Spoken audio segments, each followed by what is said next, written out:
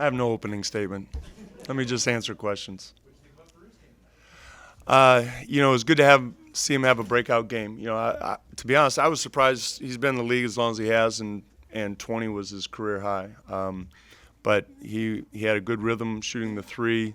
He made some great defensive plays during the stretch that we needed him. He played the whole second half defensively, both help side and on the ball. He was good. So anyway, I thought it was probably, if not the best, one of the best games he's had as a Blazer. Well, our defense was started. I thought Ed and Chief primarily, but that group on the court, Gerald, AC, and CJ, defensively, we got some stops, we got some momentum, we got out in transition. Certainly, it helps to make some shots along the way, but that during that third quarter, that triggered everything. But the momentum that we got with some threes also helped. They focused their defense on Lillard and to a lesser degree McCollum. Talk about the other guys. Well,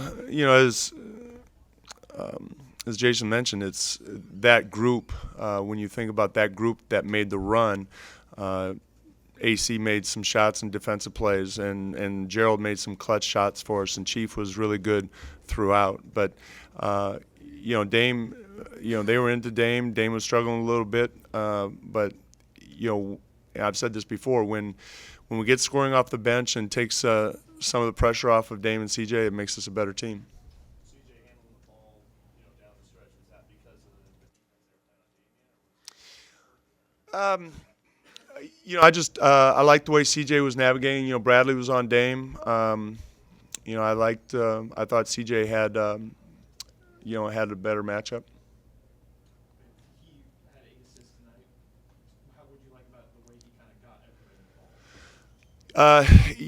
When not only CJ, but a lot of times when we were able to hit the screener on pick and rolls and get the ball to the weak side, I thought that's how Chief got a lot of his shots. But CJ did a nice job of trusting the pass and then taking the ball to the basket when he had the opportunity. But I thought our passes to Mason and Ed in the paint and then them making decisions was really good for us. How does this kind of a game prepare you for what you might see potentially in the playoffs? For Miami? I'm not talking playoffs. We got a game on Saturday. What's that? Is it good to be involved in these kind of grinding out games? It's good to get a win. I'd rather have them be like the Sacramento game.